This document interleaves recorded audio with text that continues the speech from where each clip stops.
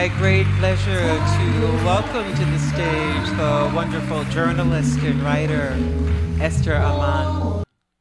Look up. Look up.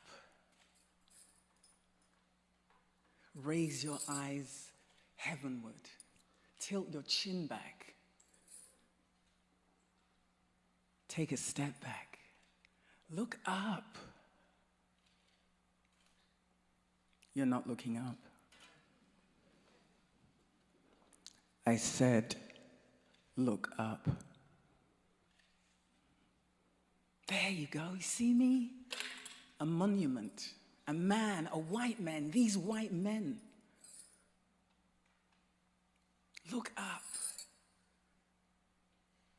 That's how you see us. You look up at us. More than monuments. You say it's harm, it's heroism. Not warmongers, warriors enshrined in stone. You stopped looking up. Tilt your head back.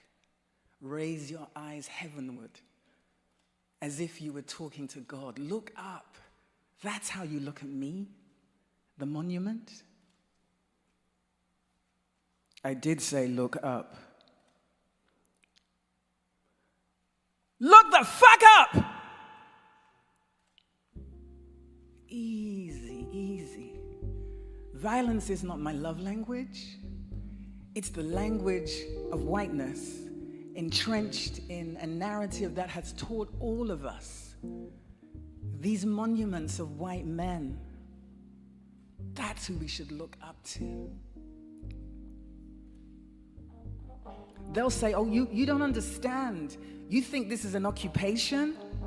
My being in stone, carved, stored, standing? You think this is occupation? No. It's reclamation. It's restoration. Hey, it's resurrection. Look up. Heavenward. As you would if you were looking at God. I'm a monument. Not a white man, the white men. You say it's harm, it's heroism. If I ruled the world, not the world, but this world of monuments, yes, I rule. You think it's poison? No, it's pure power. Look up. You better stay looking up. That's the one way to see me. And what did you all do? Here, in Richmond, you took me down. You dragged and protested and marched. You took me down. You think my place is underneath your feet? Look down. You think I'm soil and dust and crumbs? You think that's where I belong? Underneath your feet? Okay, pause. I call bullshit. Let's talk about emotional justice. This looking up, it's a lens. And it's a lens that is a legacy. It is a legacy that could become a lane. It is a lane that could become a path, that could actually become a healing practice. Look up? No. Look at. Look into. Look within. This occupation that you rewrote and reimagined and reframed as resurrection. The only time I kneel is when I pray and you are not God. But your monuments in stone etched violence and violation and rewrote it at heroes and heroism. And what folks didn't understand is when we took you down, for some white men, you took them down. The value they held was not in stone, it was in being raised up. Raised up, above your eye level, above your head. That to be a man as a monument, the only way to be and for you to see me is to look up. And then we took you down. And the taking down offers an invitation. I want to invite you into a new space. Will you come walk with me for a second?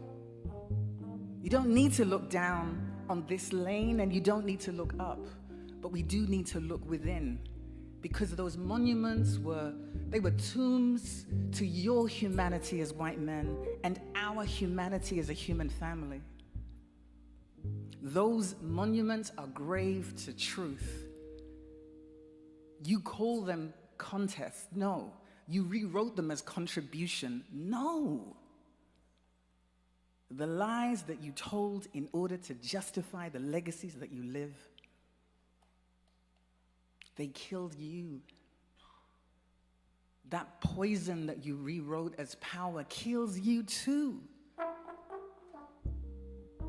There's no future and no freedom in monuments where stone is really nothing more than the congealed blood of black and brown folk who built and toiled and broke and got up and burnt out in order to build again.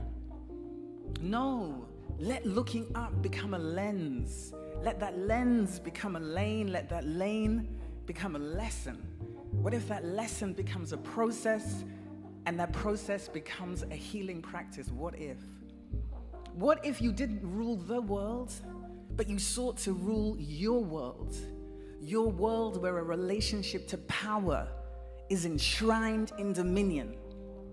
Where if you don't look over something, if you're not standing on top of something, then somehow you're not a man. You're not a white man. You're not a man that people can see. That you can only be seen if we're looking up. What if we look within? What if we look within? What if we say to each other, what if we turn to each other and said, so if you looked within me, could I even hold your gaze? A monument needs to become a tomb to the lies that were told that erected them in the first place. But in their place, what if the contested site of memory becomes a connected story of movement? That we move towards one another, but not in some weird, magical way. No, it's because we did our emotional work. It's because we understood that these monuments, these spaces, these stones, the coming down of these stones offered us space, not to breathe again, because monuments only choke those who erect them to honor the lies that never should have got them there in the first place. But you don't want to call yourself a liar. You want to talk about a legacy.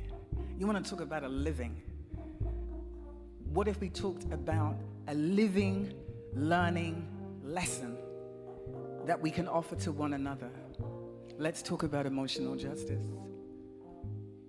It is a trauma that monuments are erected in order to tell stories of things that did not happen, that turn violence and violation into heroism and heroes, that make warmongers warriors, and then invite us to look up.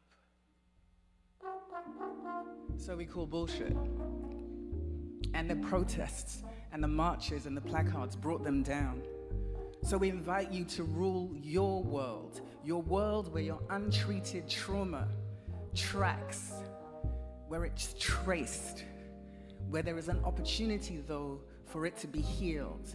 Not a harm masquerading as a healing, but a hearing in order to listen to the ways that trauma have shaped you as white men, and how that shaping shows up in how you see yourselves, in the notion that value exists because you're up on some pedestal that is fake, that you didn't build, that you didn't earn, that does not belong to you, that takes from someone else. So I invite you into a new space of emotional justice.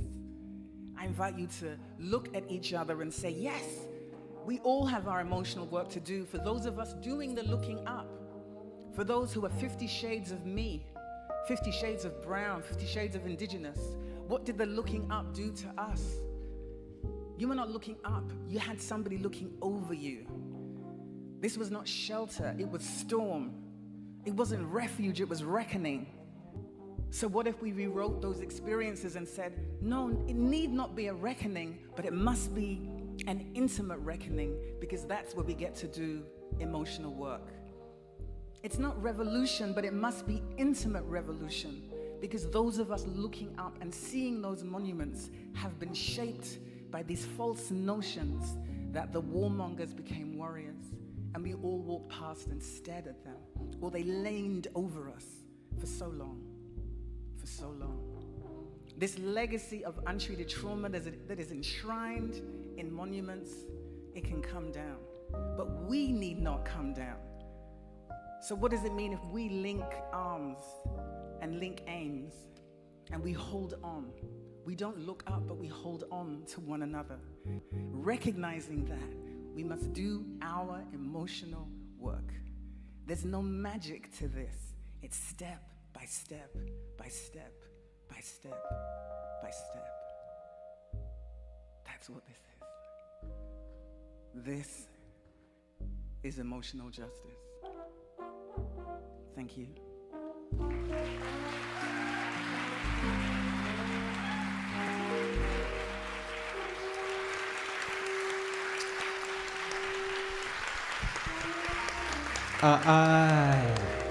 Esther Armah. Esther Armah.